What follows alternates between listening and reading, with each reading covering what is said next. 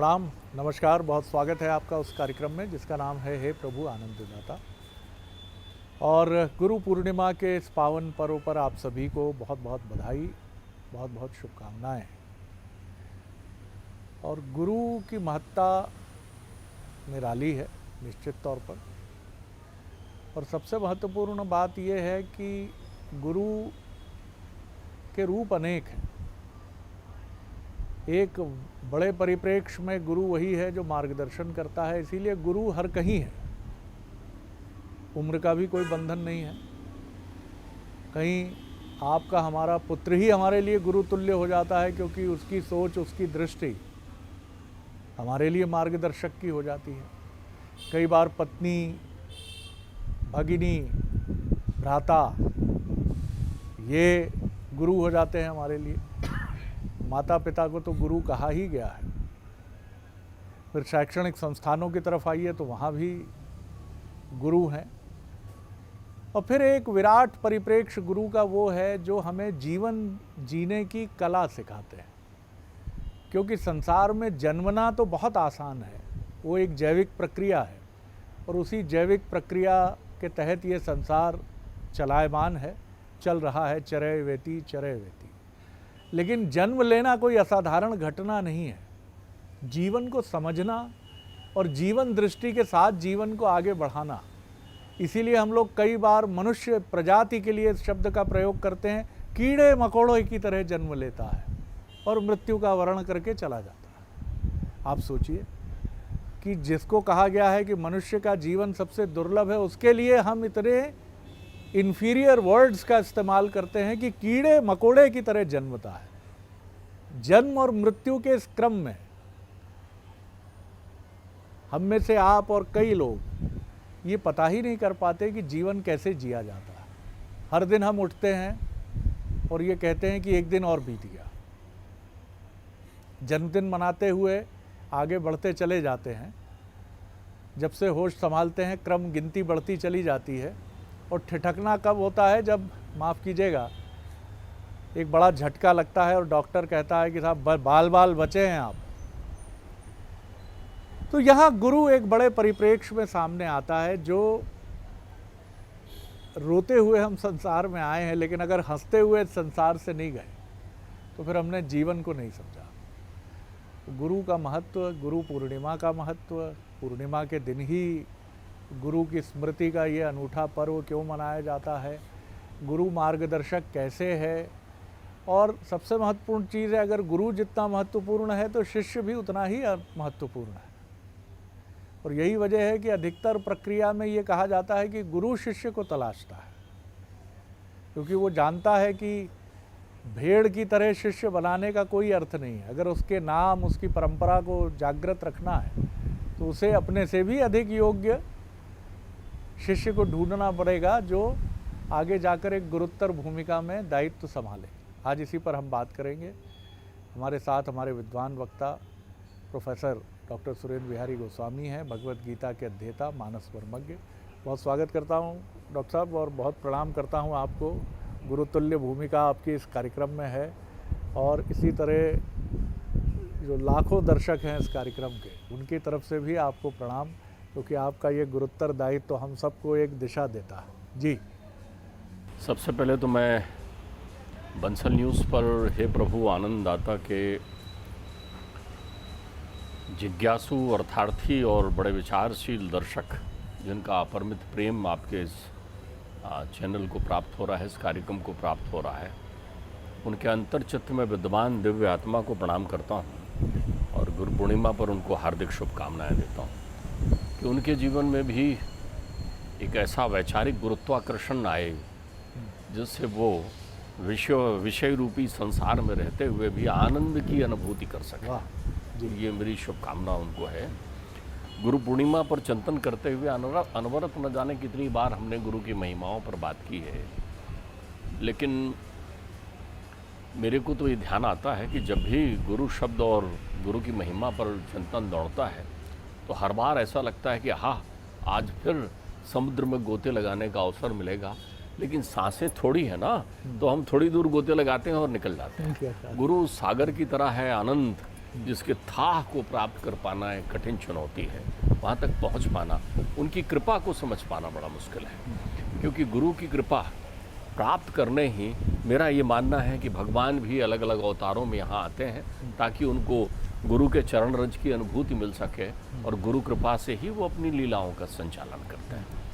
हमारे यहाँ तो एक बड़ा अच्छा विश्लेषण पिताश्री मेरे कहा करते थे कि बोले कभी भगवान सोते थोड़ी हैं। देवशयनी एकादशी आती थी जी। तो बोले परमात्मा तो चित्त चैतन्य है, वो कैसे शयन वाह, करेंगे, बहुत सुंदर बात। उनके अंतर बिल्कुल चित्त ठीक में है। सोना तो है नहीं। जी। तो मैंने कहा पिताजी फिर ये देवशयनी एकादशी की क्या प्रक्रिया है। तो एक तो वो मुझे वो प्रचलित कथा से अवगत कराया करते थे कि यही 4 महीने हैं जब बलि अपने पास पाताल ले जाते हैं परमात्मा को, और उनके पीछे रक्षा सूत्र बांधने के लिए भगवती लक्ष्मी भी चली जाती है और उनका नाम पाताल बसंती होता है। वो पाताल में रमण करती हैं और भगवान बलि के रूप से में वामन रूप में वहाँ रहते हैं। तो ये चतुर्मास रहते हैं। चतुर्मास में ज्ञान की सत्ता होती है। तो बहुतेरे कथाओं में हमारे देवाधिदेव महादेव जो है ये 4 महीने भगवान विष्णु जी को छुट्टी देते हैं कि संस्थापन का कार्य मैं करूँगा, और वो ज्ञान के अधिष्ठाता बनकर बैठते हैं। किंतु इसमें एक बड़ी लौकिक घटना भी होती है। देवशयनी एकादशी के बाद पूर्णिमा आती है आपके जीवन में, और चतुर्मास प्रारंभ होता है। ये वही पूर्णिमा है जब त्रिलोक की सत्ता गुरु के चरणों में हो जाती है। तो गुरु पूर्णिमा से चतुर्मास प्रारंभ होता है। वाह। यानी इस 4 महीने में पूरे त्रिलोकी की सत्ता ज्ञान में गुरु के हाथ में होती है, जो आपको शाब्दे परे का दर्शन कराते हैं, शब्द ब्रह्म की अनुभूति कराते हैं, जो आपको परमात्मा की अप्रत्यक्षानुभूति को प्रत्यक्ष करने का प्रयत्न आपके चित्त में करते हैं। तो ये कृपा बरसाते हैं। आज ही वो दिन है जब वेद व्यास जी का अवतरण हुआ था, इसलिए आज व्यास पूर्णिमा भी कहलाता है। कहते हैं आज ही के दिन सरस्वती के तट पर वेद व्यास जी ने वेदों के 4 भाग किए थे, खट शास्त्रों की रचना की थी, 18 पुराण प्राप्त किए थे, और आज ही के दिन उन्होंने श्रीमद् भागवत पुराण को भी संपन्न किया था। तो इसलिए आज गुरु पूर्णिमा का बड़ा विशेष महत्व होता है। अब देखिए यहाँ हमारे यहाँ प्रचलित शब्द है शिक्षा और दीक्षा। शिक्षा भी गुरु ही प्रदान करते हैं और दीक्षा भी गुरु प्रदान करते हैं, लेकिन दोनों की विशेषताएं हैं। ये बड़ा शिक्षा ली जाती है जी, और दीक्षा दी जाती है। ध्यान रखिएगा। हाँ। इसकी व्यवस्था समझिए आप। शिक्षा लेने कहीं भी जा सकते हैं जी, किसी से भी प्राप्त करते हैं, लेकिन दीक्षा जो है योग्य जिज्ञासु जब एक शिष्य दिखता है गुरु को, तब वो दीक्षा देते हैं उसको। तो इसका अर्थ ये हुआ कि आप चलते फिरते सोचें कि चलिए एक कान फुका लें किसी से, या लाइन में लग कर के चलो गुरु जी को से गुरु मंत्र ले लें और खुश हो जाएं कि हमें अब पुण्य मिलेगा और गुरु जी की कृपा से घर में धन धान पुत्र पुत्रान सब बढ़िया होगा। ये तो अप्रत्यक्ष फायदे हैं, लेकिन ये दीक्षा की व्यवस्था नहीं है। दीक्षा तो गुरु जो है योग्य पात्र को देकर देता है, जिसमें जिज्ञासु तत्व होता है, क्योंकि दीक्षा से तुम्हारा जीवन श्रेयमय बन जाता है। आप प्रिय की अभिलाषा से जाते हैं। श्रेय और प्रिय को समझिए। श्रेय का अर्थ होता है, आपने अभी बहुत सुंदर बात की कि जब मनुष्य जन्म लेता है और फिर उसके बाद वो यहाँ तरह तरह की प्रक्रियाओं में पड़ता है, मनुष्य को जन्म ना लेना पड़े, मनुष्य अपने घर में ही रहे, इसलिए दीक्षा दी जाती है। उसको आना ही ना पड़े। भाई कितना कष्ट होता है जब आप घर से परदेश जाते हैं, नाना प्रकार के कष्टों के बीच आप रहते हैं। अब आपके जो परमेश्वर हैं, आपका जो सानिध्य है, आपकी जो माया है, आपका जो धन है, वो तो घर में ही है ना, तो आपको घर ही अच्छा लगेगा ना।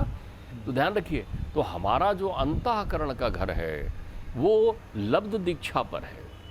लब्ध दीक्षा पर है। मधुसूदन शास्त्री जी बहुत अच्छी बात कहते हैं। वो दीक्षा को कैसे समझाते हैं? अद्वैत विधि पथ के उपास्या।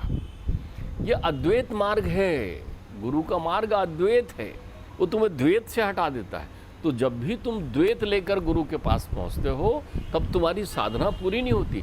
द्वैत का अर्थ है संसार, द्वैत का अर्थ है संसार। आप देखिए अधिकांश मनुष्य जो हैं, और फिर ये भी कहते हैं हमारे गुरु बड़े, उनके उतने शिष्य, हमारे गुरु के इतने शिष्य, तमाम प्रकार के भाव आपके अंदर। तो आप पूर्वग्रही हो गए, आप तो द्वैतमान हो गए। गुरु सील सिक्का नहीं लगाता, बल्कि वो छाप तिलक हटा देता है। आपके अंतर चित्त में जितने भी प्रकार के द्वैत हैं उनको मुक्त कर देता है। जैसे कबीर के चित्त में अनेकों ने एक द्वैत रहे होंगे, लेकिन कबीर कहता है तत्व तिलक जैसे ही मैंने लगाया, सारे तत्वों का सारे तिलक लगाया। कब? जब मैंने माथा दिया। तो कौन सा तिलक लगाया? राम नाम का तिलक जैसे ही गुरु ने मेरे माथे पर लगाया वैसे ही मेरा जीवन धन्य हो गया। तब मुझे ये अनुभूति हो गई। तो मधुसूदन शास्त्री कहते हैं अद्वैत भी थी पद के रूपाशा और स्वराज सिंहासन लब्ध दीक्षा। गुरु तो अपने आप में स्वराट तत्व के दर्शन कराते हैं।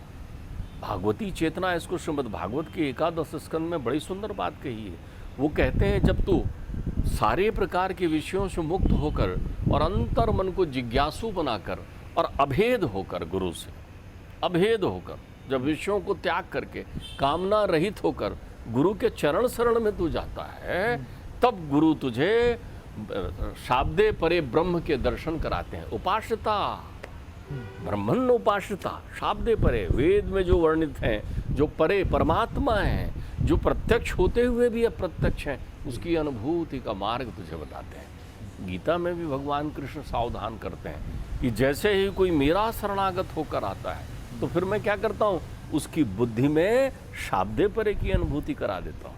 वो अप्रत्यक्ष है। हम में से कितने लोग हैं जो ये बेचैनी लिए हुए घूम रहे हैं कि हमें कब उसकी अनुभूति होगी। एक बड़ा प्रश्न सहज रूप से मन में आता है डॉक्टर साहब कि गुरु शिष्य में क्या देखता है? गुरु शिष्य में क्या देखता है? क्या देखता है? ये आपने, जब गुरु को शिष्य में देखने योग्य कुछ नहीं दिखता, क्योंकि दिखता वही है जो नष्ट हो जाता है। यद दृष्टम तद नष्टम, तो गुरु में दिखता है। जैसे हमारे यहाँ उपनिषद में एक बड़ी सुंदर व्याख्या है। एक पुत्र एक पिता के पास पहुँचते हैं, ऋषि के पास, और वो जानना चाहते हैं शाब्दे ब्रह्म को। तो वो कहते हैं अच्छा तुम देख कर आओ, कहीं ऐसा तो नहीं कि ये अन्न ही देवता हो। वो आकर के देखते हैं, वो कहते हैं अन्न ही देवता है। तो वो कहते हैं अन्न तो सड़ जाता है, देवता थोड़ी सड़ते हैं, तो अन्न कैसे देवता हुआ? फिर उसको कहते हैं तुम देख कर आओ, कहीं मन तो देवता नहीं है। अर्थात उसकी वासनाएं पहले अन्न से हटाते हैं, फिर मन से हटाते हैं, फिर प्राण से हटाते हैं। आप समझिए मेरी बात। समझ गया। तब उसको आनंदानुभूति कराते हैं। तो गुरु शिष्य में केवल जिज्ञासा देखता है, केवल जिज्ञासा देखता है। क्या यह जिज्ञासु होकर आया है कि अर्थार्थी है? और ये जिज्ञासा क्या सकारात्मक और नकारात्मक दोनों हो सकती है? जिज्ञासा जो अध्यात्म में वर्णित है वो ब्रह्म को जानने के भाव होने को जिज्ञासा कहते हैं। वाह। जो परमात्मा परम ब्रह्म परमेश्वर की अनुभूति को करना चाहता है, जो अपने जीवन के सार तत्व, जो आत्मा अनुभूति करना चाहता है, वो जिज्ञासु होता है। ध्यान रखिएगा, केवल आत्मा अनुभूति करना चाहता है। इसलिए हमारे यहाँ तो महाभारत के वन पर्व में एक बड़ी सुंदर बात कही है शरद जी। वो कहते हैं अनेकों प्रकार की स्मृतियाँ हैं, अनेकों प्रकार की श्रुतियाँ हैं, अनेकों ऋषि मुनि हो गए हैं, उन्होंने अनेकों नेक मार्ग बताए हैं। कई बार उन अनेकों नेक में भी भेद हो जाते हैं। आपको लगता है नहीं वो तो कह रहे थे कि योग करने से मिल जाते हैं, फिर आपने कहा नहीं वो ज्ञान मार्ग से मिल जाते हैं, फिर किसी ने कहा वो भक्ति मार्ग से मिल जाते हैं। तो आपका चित्त जो है विस्मृत हो जाएगा, कोई अलग अलग साधनाएं बनाएगा। उस अप्रत्यक्ष को प्रत्यक्ष करने के लिए नाना प्रकार की साधनाओं का वर्णन करेगा। तो बोले जब तुम्हारा मति भ्रम होने लगे और इस गुह संसार में, इस रहस्यमयी प्रक्रियाओं में जब तुम मति भ्रम होने लगे तो क्या करो? वो एक बड़ा अच्छा सूत्र देते हैं। वो कहते हैं महाजनो ये न गतासु पंथा। जिस रास्ते में तुम्हें महापुरुष जाते हुए, गुरु जाते हुए दिखे, बस उनका अनुसरण कर लो, क्योंकि उन्होंने उनकी अनुभूति की है। ध्यान रखिए, जो स्वयं डूब रहा हो वो आपको कैसे पार लगा सकता है? ठीक बात। जो पत्थर हो वो पार नहीं लगा सकता, पत्थर पत्थर को पार नहीं लगा सकता, दोनों डूब जाएंगे। आपकी इसी बात पे एक मित्र का मुझे प्रश्न ध्यान आता है। वो ये कहते थे कि हमने क्षमा करेंगे, मतलब इसको किसी नकारात्मक संदर्भ में कोई ना देखे, एक तार्किक जिज्ञासा है। उनका ये कहना था कि हम अधिकतर देखते हैं कि गुरु समर्थ को ही शिष्य बनाता है और समाज का वो तबका जो निर्धन है, जो अपनी रोजी रोटी की जंग से लड़ रहा है, क्या उसको यही मान लिया जाता है कि इसको किसी गुरु के मार्गदर्शन की आवश्यकता नहीं है, या वो गुरु के लिए कहाँ जाए, कैसे जाए? देखिए, इसके दोनों दृष्टिकोण हैं जी, ध्यान रखिएगा जी। हम सामर्थ्यवान गुरु की तलाश भौतिकता की दृष्टि से करते हैं। वाह। हमारी दृष्टि में जो गुरु बड़ा पराक्रमी है, जिसके बड़े बड़े पोस्टर, नाम हैं, इत्यादि इत्यादि अलंकरण लगे हैं जिनके साथ में, हम उस ओर आकर्षित होते हैं। जो चमत्कार को प्रदर्शित करने वाले हैं, जो छू मंतर करके हमारी वेदनाओं का हरण कर सकते हैं, हम उनके यहाँ घंटों लाइन लगाए खड़े रहते हैं और उनकी एक चितवन दृष्टि को देखकर आनंदित हो जाते हैं कि देखा, मुझे देखा गुरु ने। लेकिन तब अंतर मन में जिज्ञासा नहीं है, तब हमारे अंतर मन में वो भौतिकता भरी हुई है। एक बात समझिए आप, पहला ये दृष्टिकोण हो गया। दूसरा आप देखें, जो आपके मित्र ये प्रश्न करते हैं, हमारे यहाँ अल्पज्ञता भी जिज्ञासा के रास्ते का अवरोध है। अल्पज्ञता भी, अल्पज्ञता काय की, इसलिए तो तुलसीदास जी ने रामायण लिखते समय आपको सावधान किया है। वो कहते हैं, भवानी शंकरो वंदो श्रद्धा विश्वास रूपणो।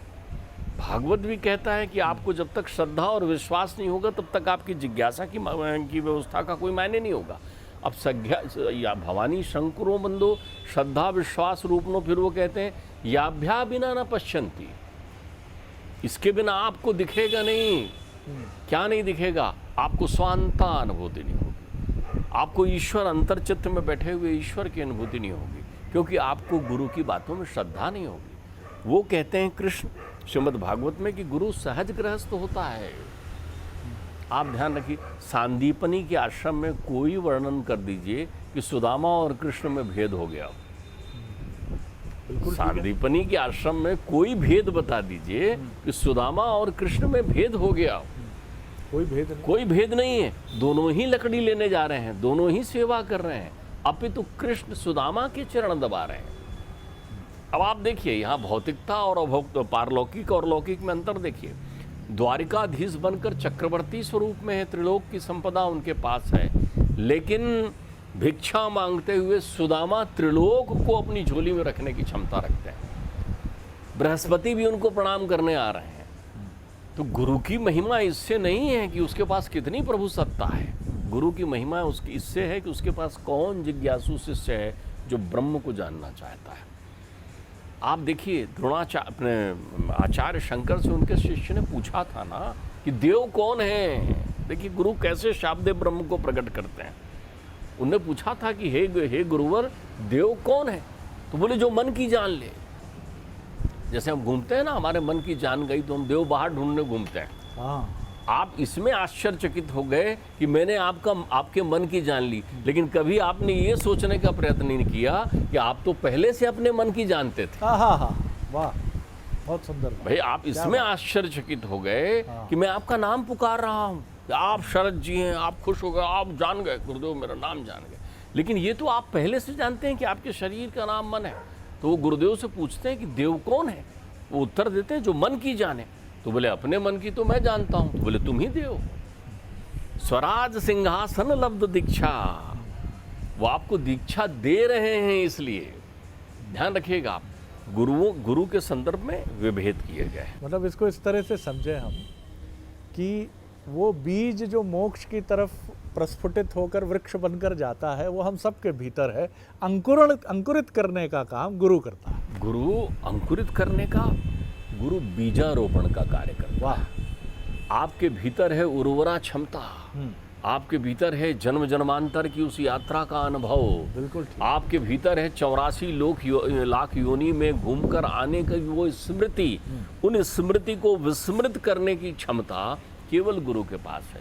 गुरु जो है अपने गुरुत्वाकर्षण से आपके अंतर्चित्त में एक ऐसे बीज का रोपण करता है जिसे आप श्रद्धा और विश्वास से पल्लवित पुष्पित करते हैं, और जब वो अंकुरण के बाद वृक्ष मिलता है तो उसका फल ही मोक्ष है। दो दृष्टांत मुझे और समझाइए जो मैंने देखे और समझे, क्योंकि आपकी जो व्याख्या होती है बड़ी आनंददायक होती है। कोई गुरु में इतना डूब जाता है कि दूर से देखते हुए भी देखकर अर्जुन को पीछे छोड़ने वाला एकलव्य हो जाता है, और दूसरी तरफ बुद्ध कहते हैं कि अपना दीपक यानी अपने गुरु स्वयं बनो। इन दोनों को संक्षेप में समझिए। देखिए, आपने आज एक ऐसा उदाहरण प्रस्तुत किया है जो दोनों उदाहरण एक दूसरे के पर्याय हैं। जी जी जी, ध्यान रखिए। हाँ, ये आवश्यक नहीं है। मैं आपसे यही गुरु की बात कह रहा था कि गुरु के अलग अलग स्वरूप है। एक गुरुदेव जो भी आपको शिक्षा दे रहे हैं, जो भी ज्ञान पथ पर आपको अग्रसित कर रहे हैं, आप उनको गुरु कहते हैं, वो आपके गुरु हैं। दत्तात्रेय ने 24 गुरु इसीलिए बनाए हैं कि जहाँ परे अपावन ठौर पर कंचन तजत न कोय, जहाँ से आपको शिक्षा, सीख या मार्गदर्शन प्राप्त होता है वो सब आपके गुरुदेव हैं। वाह। सब तो ये हैं गुरुदेव जो सचराचर सृष्टि में अनेक रूपों में है। मातृ देवो भव, पितृ देवो भव के रूप में है, आपके मार्गदर्शक के रूप में है, आपके शिक्षक के रूप में है, आपकी पाठशाला में उपलब्ध हैं, आपके महाविद्यालय के आचार्य हो सकते हैं। नाना प्रकार के वो लोग जिनसे आप सीखते हैं, जिनके सेवाधारी रहकर आप सीखते हैं। आप उनसे कहते हैं आपने मुझे सिखाया, आपने मुझे समझाया, आपके बताए रास्ते पर मैं चला। ऐसे महाजन आपके गुरु हैं सब। गुरु के साथ देव लगा हुआ है, इस अर्थ को आप समझते चलिए। गुरु नहीं कहा जाता, या तो गुरुदेव कहा जाता है या श्री गुरु कहा जाता है। आप रोज तो बोलते हैं श्री गुरु चरण सरोज रज। श्री गुरु के साथ या श्री है या देव है, ध्यान रखिएगा। जिनसे हम दीक्षा लेते हैं जीवन में, जो हमको देते हैं, अनुग्रह करते हैं, कृपा पूर्वक देते हैं, वो जिज्ञासु जानकर देते हैं कि इसके अंतर मन में परमात्मा के प्रति प्रीति है, संसार के प्रति प्रीति है। जैसे बहुतेरे बार हमारे यहाँ संस्कार होते हैं, यज्ञोपवीत संस्कार जी। 5 से 12 वर्ष की उम्र में यज्ञोपवीत संस्कार हमारे यहाँ संपन्न कर लिया जाता है। लेकिन हम अपने इन संस्कारों से वंचित हैं। यज्ञोपवीत का ही अर्थ होता है कि आप ब्रह्म को जानने की जिज्ञासा अपने अंतर्मन में पालें। ये ब्रह्मचर्य आश्रम का बड़ा महत्वपूर्ण संस्कार होता है। लेकिन कोट टाई सूट पहने हुए जब आप द्वारचार में खड़े होते हैं, शादी हो रही होती, तब पूछता है वो विप्र आपसे, भैया जनेऊ हो गया है इसका? तो कहते हैं जनेऊ क्या? व्हाट इज जनेऊ पापा, व्हाट इज जनेऊ? ये हम आपने उस महाविद्या को छोड़ दिया है जो आपको जो है अकार उकार मकार से जोड़ रही थी, जो आपके कर्ण पिशाचिनी को रोकने का साधन थी, जो आपको ब्रह्म ज्ञान से संपन्न कर रही थी। आप उससे वंचित हैं, तो फिर वो आप विप्र को तो अपनी परिपाटी पूरी करनी है, तो वो कोट सूट के ऊपर एक ठो जनेऊ आपको पहना देता है द्वारचार में। आप उसको लटकाए रहते हैं और उसके बाद कहते हैं ये पता नहीं क्या है, छोड़ देते हैं। आप समझिए एक बात है, तो जो अपने एक गुरु होते हैं दीक्षा देते हैं यज्ञोपवीत के साथ, जो जब वो दीक्षा प्रदान करते हैं जिज्ञासु जानकर, आपके अंतर्चित्त में विषयों से विरक्ति के भाव देखते हैं। भाव देखते हैं, होती नहीं है लेकिन भाव है अंदर में। तो गुरु जो है कृपा करके, कृपा दृष्टि डाल के देख लेता है। उसकी नज़र जो है, उनकी दिव्य जो दृष्टि है वो पड़ जाती। ओह, फिर पहले वो आपको संसार के विषयों में, क्योंकि वो तो शांति का ग्रह होता है ना, आप व्यथित हों, आप चिंतित हों, आप परेशान हों, तो गुरु का सहज रहना इसलिए आवश्यक है कि आप गुरु के पास जा तो सकें।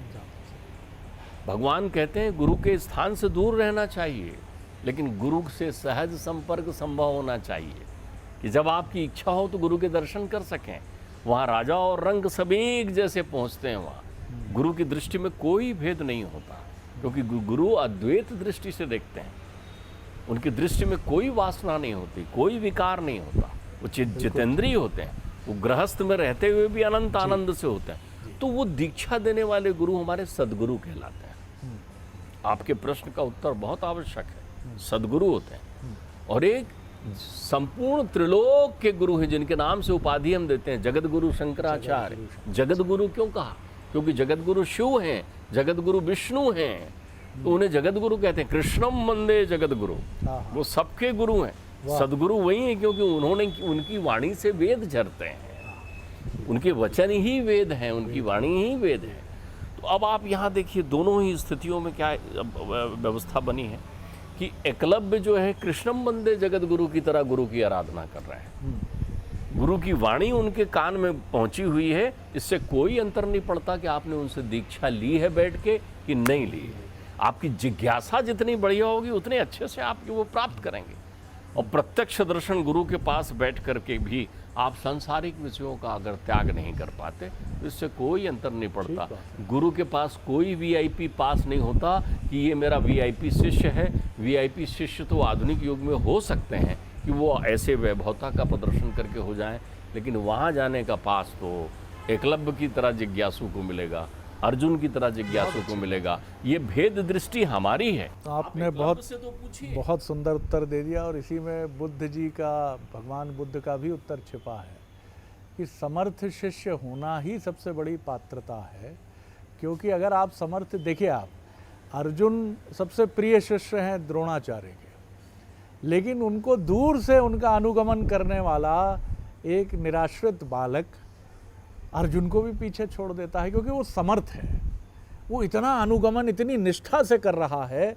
गुरु यानी आप सोचिए कि जब गुरु कहते हैं कि हालांकि ये कपोल कल्पना मानी जाती है, लेकिन हम इसको इस रूप में भी लें कि वो एकलव्य से ये कहते हैं कि तुम भैया इनकी बराबरी में मत आना, क्योंकि अर्जुन तुमसे पीछे ही छूट जाएगा। तो कहते हैं गुरुजी मैं नहीं आऊँगा। देखिए श्रीमद् भागवत की कथा में जी। ये इस प्रकार का कोई वर्णन नहीं है, इसीलिए मैंने हमारे उल्लेख यहाँ किया। बहुत सारी कथाएं जी। हमने उपकथाओं में वर्णित करके बना बिल्कुल। रखी है। मूल सिद्धांत ये है, उनके लिए एकलव्य है तो भी शिष्य है, अर्जुन है तो भी शिष्य है, और गुरु को आपने क्या भेंट दी, जिनके लिए तन मन धन सब सर्वत्र समर्पित होते हैं, बिल्कुल ठीक। वो सारी विधाएं समर्पित। ये देखने आज की युग में बैठकर आप सोचते हैं कि वो कौन जात का शिष्य था, ये आपकी द्वैत बुद्धि ये आपका है। द्वैत है। अद्वैत बुद्धि तो जो है जात पात, ये सारी प्रक्रियाओं से जात पात पूछे नहीं कोई, और हरि को भजे सो हरि का होई। तो गुरु आपको अद्वैत पथ पर ले जाता है। बिल्कुल ठीक। गुरु आपके जीवन को ध्यान रखिएगा, श्रेयस प्रेयस मनुष्य में तस्तो, धर्मराज ने कहा से है। अलग लेता तो आपको श्रेय मार्ग पर ले जाता है, आपको धीर वीर बनाता है, आपका कल्याण ही करता है। इसी बिंदु के साथ हम इस बातचीत को विराम देते हैं कि अगर आप पात्र गुरु की खोज में हैं तो ये मत भूलिए कि आपकी पात्रता का पैमाना भी बहुत उज्जवल और चमकदार होना चाहिए। अगर आप ये सोचते हैं कि गुरु को ढूंढ लेना कोई टिकट ढूंढ लेना है जिससे आपके तमाम जो इस कलिकाल के संकट हैं वो दूर हो जाएंगे, तो ये आपकी सोच हो सकती है। ऐसा नहीं है कि ऐसी मान्यताएं निराधार या निर्मूल होंगी जो सनातन परंपरा में चली आ रही हैं, लेकिन समर्थ गुरु अज्ञानता रूपी अंधकार को चीर कर ज्ञान के प्रकाश से, मोक्ष और मुक्ति के प्रकाश से आपके जीवन को आलोकित कर देता है। देखिए आप ये समझिए इस बात को, इस कार्यक्रम में ही हमने कई बार इसको समझा है कि धन आने के बाद भी इस संसार के अधिकांश क्या लगभग 100% लोग दुखी हैं, क्योंकि धन अर्जन के बाद ही उसकी निरर्थकता का अनुभव होता है। क्योंकि धन जब तक नहीं है, आपको हमको सबको लगता है कि धनार्जन ही जीवन का उद्देश्य है, लेकिन धन अर्जित करने के बाद आपको लगता है कि अभी भी पत्नी से वैसे संबंध नहीं है जैसे पहले कभी थे या जैसी अपेक्षा थी, अभी भी संसार वैसा प्रेम नहीं कर रहा है जैसी अपेक्षा थी, तो आप धन की निरर्थकता को समझते हैं। पात्रता आपकी भी बहुत महत्वपूर्ण है और गुरु की तो हमेशा से महत्वपूर्ण रही है, लेकिन आलोचना या निंदा में उलझने के बजाय पहले आप अपने को बेहतर करिए, तो निश्चित तौर पर आप एक बेहतर गुरु को भी ढूंढ ही पाएंगे। क्योंकि वहाँ चूक इसलिए होने की संभावना, आशंका कम है क्योंकि गुरु की निगाहों से तो समर्थ शिष्य कभी बच नहीं पाता है, चाहे कृष्ण ने अर्जुन को ढूंढा हो या रामकृष्ण परमहंस जी ने विवेकानंद को ढूंढा हो। तो एक बार पुनः बहुत शुभकामनाएं, बड़ा आनंद आया गोस्वामी जी। अगले एपिसोड में एक और विषय को लेकर आपसे चर्चा करेंगे।